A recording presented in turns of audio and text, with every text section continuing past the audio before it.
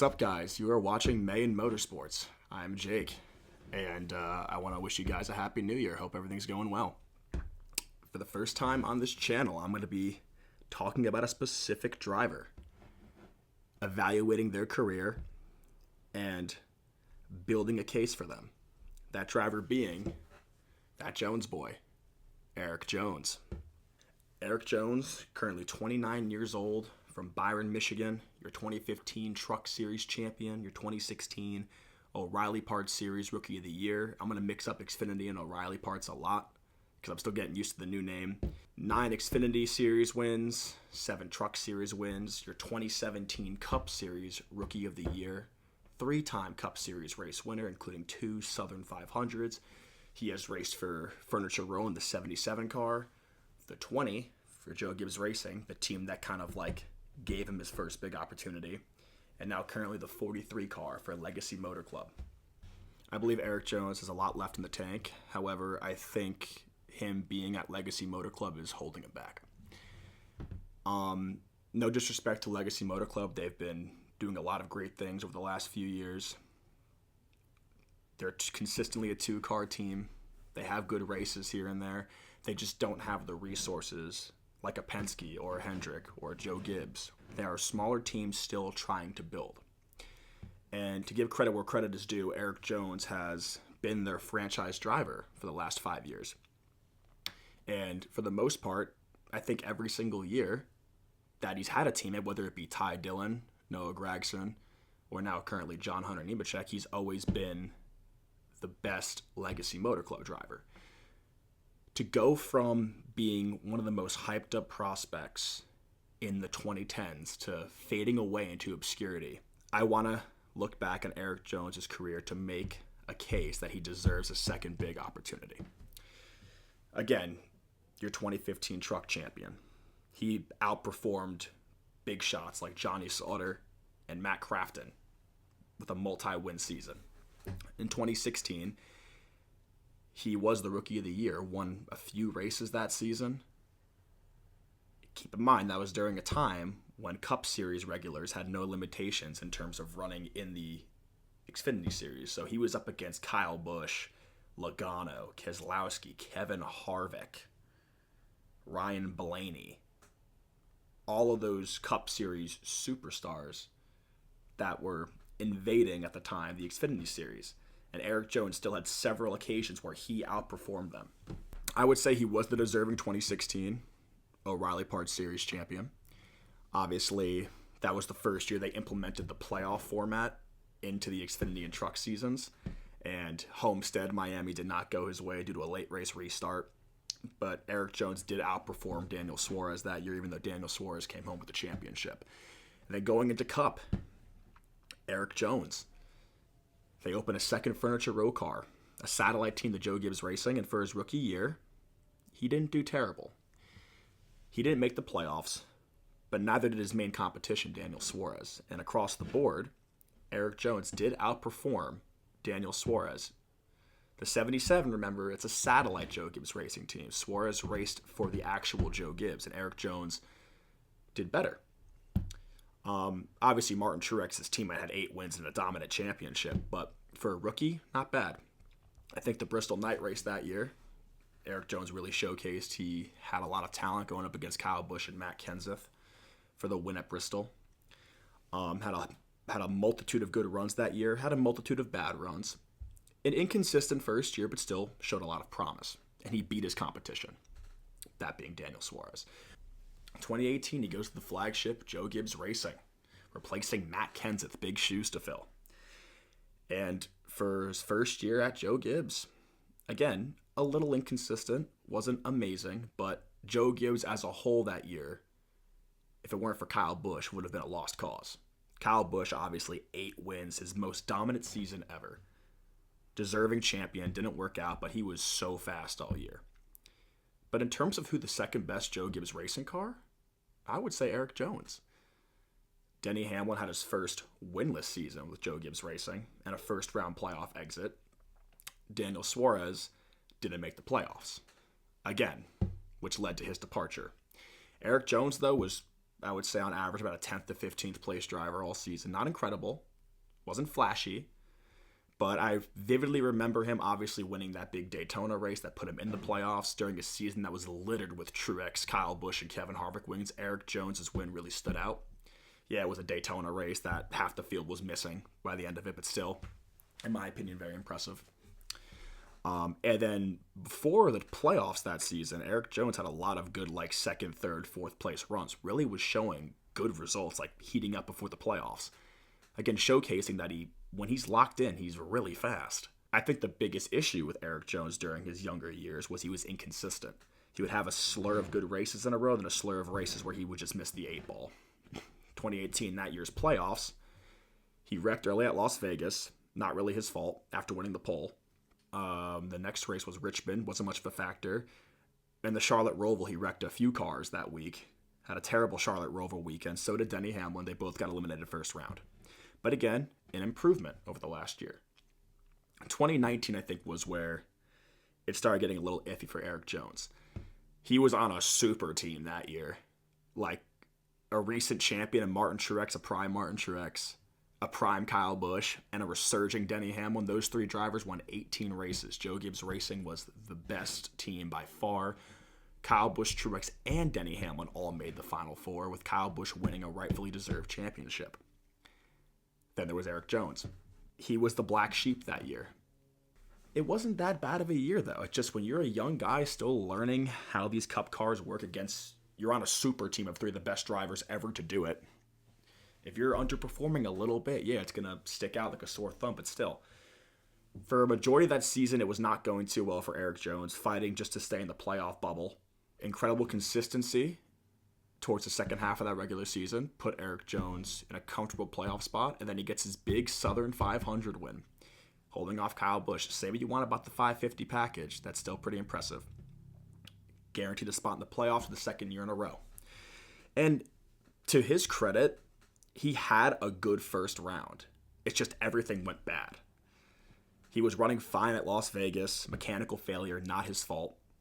Richmond, I think he finished like third. A very good day. Joe Gibbs finished like 1, 2, 3, and 4. Maybe like 1, 2, 3, 5. They were all dominant. But Erik Jones, a great finish. He gets disqualified for an illegal modification. He's way out of the points now in a must-win at the Charlotte Roval. Gets taken out in a crash on the restart. Again, similar to 2018, I would even argue a little bit better. However, it's just when you're on a super team like that, it's hard to stand out. 2020, though, was the nail in the coffin for Erik Jones at Joe Gibbs Racing, but I think it was undeserving. COVID impacted certain teams, obviously. Kyle Busch had an incredible down year, winning only one race, early playoff exit. Denny Hamlin was the standout Joe Gibbs guy, winning 7 races, but Martin Truex wasn't all that crazy either. He only won one race, was quietly consistent.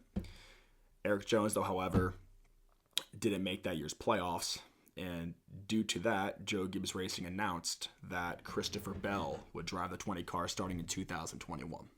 I think that was the right move, because I think Christopher Bell is incredibly talented, and I think it's been working out great. Christopher Bell's multiple championship 4 appearances, so many race wins, had a career year in 2025. It's all looking great. But I think Joe Gibbs Racing let Erik Jones go a little too soon. Maybe they could have put him back in the Xfinity Series to keep developing, still race competitive cars. But ever since then, Erik Jones went to the 43 car at Richard Petty Motorsports, a pretty big downgrade, and he's been there ever since.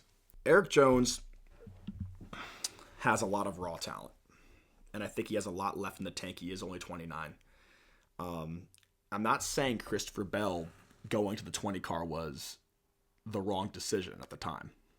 I look back to other times that Joe Gibbs Racing prematurely got rid of one of their top prospects. Joey Logano raced there for 4 years, started as an 18-year-old kid. Obviously, he wasn't performing like they expected him. They gave him the boot. He joins Penske. Now he's a 3-time champion. Daniel Suarez only had 2 years there of underperforming. Went through a slur of teams, only getting 1 or 2 year contracts. Then he lands on Trackhouse, a team that actually gave him a real chance. He wins a couple races. Nothing crazy. But I think Erik Jones, a couple more years at Joe Gibbs in the Cup Series, he would have started heating up. We'll never know now.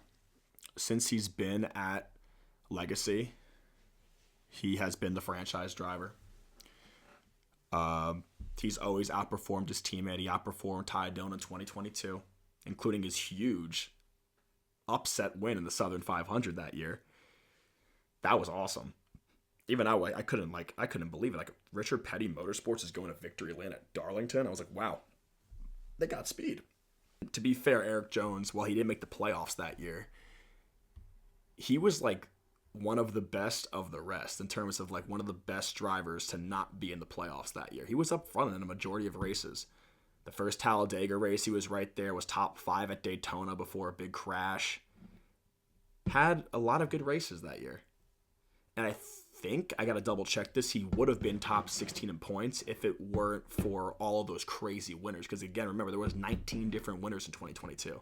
Erik Jones just so happened to win his race after the playoffs already started. 2023, while it was a pretty bad year for Legacy, I think Erik Jones had like a 27th place points finish. There was just a terrible down year, a big penalty early. However, Erik Jones still was the best car because Noah Gragson had a rookie season from hell. He gets fired mid-season, and that kind of gave Erik Jones the advantage. But still, 2024, Erik Jones outperformed John Hunter Nemechek, despite missing 2 races. I don't know if he would have finished higher in the points, but again, Erik Jones missed 2 races due to a bad crash at Talladega. Showed resilience, though. And then this year in 2025, nothing too crazy, another quiet year, somewhere in the 20s in points, but he outperformed John Hunter Nemechek once again. The issue with Erik Jones is, again, I think he has a lot of raw talent. He reminds me of a young Kyle Busch, or he did. A lot of talent, but harnessing it on a weekly basis was tough. There would be many times Erik Jones was in position to win races or have good runs, and he kind of like choked. 2015 running top 5 in his second career Cup start, gets loose by himself. 2017 at Kansas, spins out like 3 or 4 times on his own. 2017 in the fall at Kansas, he had a really bad overcorrection, taking out half the field. 2019 racing Matty D for the win at Bristol, just overdrives the car, hits the wall.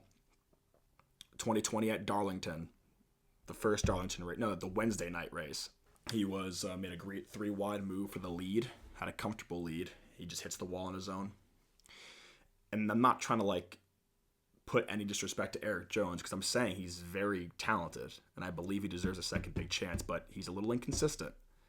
But now he's been the franchise driver for Legacy, again, a smaller team. I think it's been enough time. He's matured as a human being, matured as a driver. Take Chase Briscoe. Chase Briscoe's first big opportunity was at Stewart-Haas. Yes, that team was kind of going down the tubes when he joined it, but he got a second big opportunity that I didn't think he was going to get. And he had a great year this season at Joe Gibbs Racing in the 19. The question is, though, Erik Jones obviously still going to be at Legacy for 2026. I have high hopes. Just last year at Darlington, I don't know what's with Erik Jones at Darlington, but both him and John Hunter were running top 5 on speed. Like, if they have good cars, Erik Jones can run really good. And he's cleaned up his act a lot more. I feel like he's not crashing as much. You know, he's a steady, quietly consistent guy doing the best he can with the equipment he's given. Where could he go, though? Hendrick. Maybe this is a contract year for Alex Bowman. If Alex Bowman doesn't perform, maybe they can give Erik Jones a chance at Hendrick.